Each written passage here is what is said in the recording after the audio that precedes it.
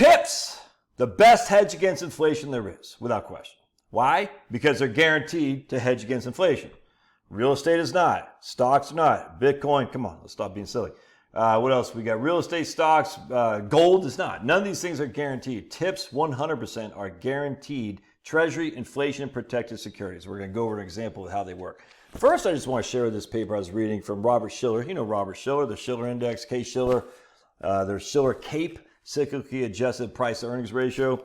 This is the invention of inflation index bonds in early America. The world's first known inflation index bonds were issued by Massachusetts in 1780 during the Revolutionary War. They were issued to U.S. soldiers as deferred comp for their service. Interesting. This appears to be the first time a debt contract specified payments formally linked to a price index. Right? So check this out. You'll get a kick out of this. I'm going to show you what the inflation was. So here's how they were dealing with inflation, because from 1777 to 1780, prices increased by 3,200% times. As a factor of 320. So I guess that'd be 320%, whatever it is. So what was before a buck was now 32 bucks in 3 years' time. Because war, dude. War is just freaking evil. Isn't that crazy? What was $1 in 1777 was now $320 in 1780. I think that's a 3,200 increase. Anyway, so what and actually this, we can read from the engraved bonds themselves. It's signed by Paul Revere. The terms of the indexation, all right? An example of these bonds dated January 1st, 1780 is reproduced here. This is from the exact bond, and you can actually see a facsimile of the bond right here. It's pretty cool. And we're going to go into tips here in just a second. And this is literally word for word from what it says right there. Both principal and interest to be paid in the then current money of said state, Massachusetts, in a greater or less sum according to 5 bushels of corn, 68 pounds and 4/7 parts of a pound of beef, 10 pounds of sheep's wool, and 16 pounds of sole leather, shall then cost more or less 130 pounds current money, at the then current prices of said articles. This sum being 32 times what the same quantities were in 1777. I mean, it's crazy. 32 times. So they're going to say, look, you have this bond, this bearer bond, you are guaranteed to get not money back, but 5 bushels of corn, 68 pounds and 4/7 parts of a pound of beef, 10 pounds of sheep's wool, and 16 pounds of sole leather. That is just way too cool, man. Right here. Yeah, hold on. I was going to share something else with this, kind of cool. This is pretty interesting. The quantities used to define the index were not arrived by reference to any representative market basket. Certainly, it's far more likely that a family would consume 5 bushels of corn than 16 pounds of sole leather. The quantities were instead defined so they represent equal currency values of the commodities in 1777. According to the 1777 Act, good Indian meal or corn cost 4 shillings a bushel. Good merchantable sheep wool cost 2 shillings a pound. This is interesting. Good well-fatted grass-fed beef, 3 pence a pound. Stall beef, well-fatted, 4 pence a pound. Hey, very interesting. I thought it was cool that they had grass-fed beef and then stall beef. And the grass-fed beef was actually less expensive than stall beef. And I just wonder if they were feeding the cows with corn back then. You know, this is before GMOs and all that, obviously, but it's just pretty interesting. All right, so let's talk about a tip, because I actually have come to the conclusion that inflation is going to be around. I'm a deflation guy because of populations, whatnot. Debt is inherently deflationary. My feelings on inflation have changed because of the insanity of electric vehicles, heat pumps, and the massive amount of electricity to run data centers. This is insane. There isn't enough electricity to do all this. There just is not. Sniffy Joe wants to have 60% of all cars being EVs by 2030. 60%. This is insane. So when you have massive amounts of demand, and not only is the supply it's just being reduced because of generation, you know, they're getting rid of, the whole thing just for solar panels and wind turbines is so freaking stupid. There's only so much hydro, you can't squeeze any more hydro out. Biomass is silly. Biomass is literally what you're doing is you're chopping out trees and you're using this residual of trees as a gas, that's a renewable. I mean, it's freaking dumb. There isn't enough, and even nuclear. Nuclear isn't I love nuclear, we should do it, but uranium isn't just an abundant thing here. You know what I'm saying? So there's massive demands on the electrical grid. It's just, it's only going to create freaking more and more expense because the prices are going to have to go up inherently.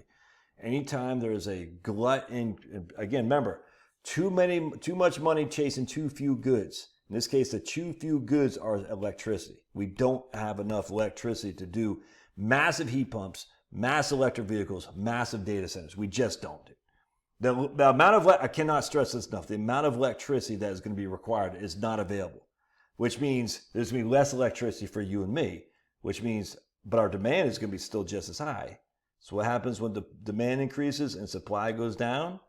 Demand increases, supply goes down, prices go up. That's inflationary, without question. All right, so here's a tip, all right? And I'm going to show you a typical bond. And I didn't actually talk about this in my investment course. Maybe I'll add a video to that later on. But in fact, it's probably a good idea to do that. But and I did talk about how a bond works in the investment course. So here we got a $10,000 bond. We get a 5-year maturity, 1, 2, 3, 4, 5. The coupon is 2%. All right, so we know for a fact that $10,000 bond, this is not a tip. This is just a nominal bond, a regular bond, good old-fashioned treasury bond. It's a 5-year maturity, $10,000 at issue. It'll mature at $10,000.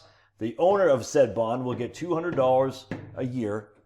That's it. It's just literally that simple. You buy the bond at $10,000, you get 2% a year, which is $200 a year. You're going to get your $10,000 back, and you've also received $1,000 of income. So you put in $10,000, you'll get $11,000 back. It's just that simple, man. All right. This $1,000 of interest is taxable as ordinary income. There's interest income, ordinary income. That's how it works. Now, a tip is different. A Treasury inflated protected securities is different. It issues at $10,000 here, but it's got a lower coupon. The reason for that is just simple, because we don't know what the maturity amount is going to be. It'll be no less than $10,000. We know for a fact it'll be either equal or greater than $10,000. Most likely it'll be greater than $10,000, but we don't know. All right, so what happens is, we'll just see the first year for simplicity. We know we're going to get $100 in interest, all right? So we get $100 in interest. But again, we don't know what the maturity amount is going to be, because the maturity amount is based on the CPI. But let's just say inflation the next year goes to 10,000. It goes to 3% inflation. 3% inflation. Can you see that? Right there, 3% inflation. So now what happens is our principal increases by $300. So now it's $10,300. And now this 1% is paying 1% on $10,300, which would be what, $1,300? What's that, $130, something like that? Whatever it is. I'm going to say, is it going to be $130? Yeah, we'll say 100. I don't know what it is. $103. $103. All right. Now let's say the next year, I don't have my calculator, so we're just going to use this for example. The next year, the principal goes to $11,000 for simplicity. Well, I don't know what that increase would be, but let's just say it did. Because we're going to say the principal increases because the CPI went from 3. Now let's say the CPI went 10% or something like that. You see what I'm saying? I don't know. I'm just pulling that out of my butt. And now we got a principal at $11,000. Well, now we're getting 1% of $11,000, which is $110, right? Yeah. Is that right? Now we'll say it was the CPI goes up again 10%. We'll say it's $11,500. You can see where I'm going there. We get it $1,115. So we'll never make, I can't say never, most likely we will never make as much interest, but the principal is changing. All right, the principal is changing. And so what happens is that maturity, we'll just say for simplicity, it matures at $11,500, which is $500 more than here. And literally, this is just me making this up. I'm just using this for example. This isn't based on any math or anything. While our interest payments were much lower, we still made, what's that, $600 of interest payments. So we still made, $12,100. You can see that versus $11,000. It won't be that. I mean, it could be. I mean, who knows? But that's the interest. That's the difference between the two. With tips, you don't know. You know what your coupon is going to be, but because you don't know the principal in a given year, you don't know exactly what it's going to be. You just have no clue. So because there's some non-assurance in that, if that makes sense, we don't know what our principal value is going to be at maturity. And as such, we're taking more of what we think be a risk because it's the unknown. But it's not a risk because we do believe inflation is going to be higher. I do. Just the electricity stuff really bothers me, man. It didn't have to be like this. It didn't, but it is, and it is what it is. Now I still think we're in deflationary in the long term, a secular deflationary market, 100%. Longer term, I think it's going to be deflationary, but certainly not anytime soon. Now, I could be wrong. I mean, I've been wrong before many, many times. But who knows? That's the thing. No one knows nothing, dude. But that's how tips work. So we know for a fact, if CPI changes, whatever CPI changes to, our principal, all right, will adjust with CPI, which means our coupon, which was lower, I grant you, in this case, a significant lower, but our coupon is going to pay what the new adjustment on the portfolio value is in this case, the principal amount. The principal has gone from $10,000 to $10,300. Our 1% coupon isn't paying 1% on $10,000, it's paying 1% on $10,300. Fast forward to maturity, again, it will be either equal or greater than $10,000. Whereas we know in this bond, it will always be equal to $10,000, assuming it doesn't go bankrupt. That's why tips are actually pretty attractive, in my opinion. I have no clue what they're paying right now. I don't own any tips. My bonds are all long-term zero coupon bonds. And what that means is I'm not getting paid any interest on my bonds right now. I mean, I am through the Vanguard long-term zero coupon treasury bond, which is the most aggressive and risky bond there is. Zero coupons long-term. Zero coupons long-term. When interest rates change, I get punished, and I have been getting punished, or I make out like a bandit, and that's what I'm waiting for. But I don't own any of these. But again, these are the best guarantee against inflationary because they're 100% guaranteed by the what's called the least risky issuer, which is the U.S. government. There's no entity on earth that has more security than the U.S. government. That's just a fact. And so I would be looking at tips for sure. You're not going to probably make much income. Tips aren't great for income. You're not going to make a lot of income, but you're going to be assured that your principal would have kept up with CPI. Part two of this, and again, as I talked about, my book is over there, Relax and Retire. If CPI isn't really related to you, because remember, 40 to 45%, if not more, of CPI, in fact, when we factor in transportation, more than half of CPI is things that aren't affected you.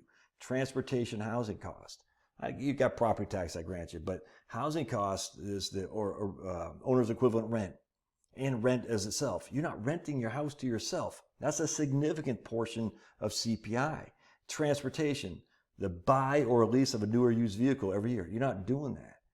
That's a significant part of CPI. So let's just say 50% of CPI is not relative to you. That means you can't wipe off 50% of CPI, but if you're living in a house that's paid for, you're driving old cars, you can buy tips and get the benefit of CPI without actually being affected by CPI as much. Yeah, you're going to have inflation, but not the same equivalent of CPI. That's why tips are awful attractive, because you're saying, wait, you're going to measure inflation based on CPI, yeah, but CPI doesn't really reflect me, right? In fact, my inflation is much lower than CPI, yeah. Oh, that's a good arbitrage. Now, love your thoughts. God bless. We'll see you.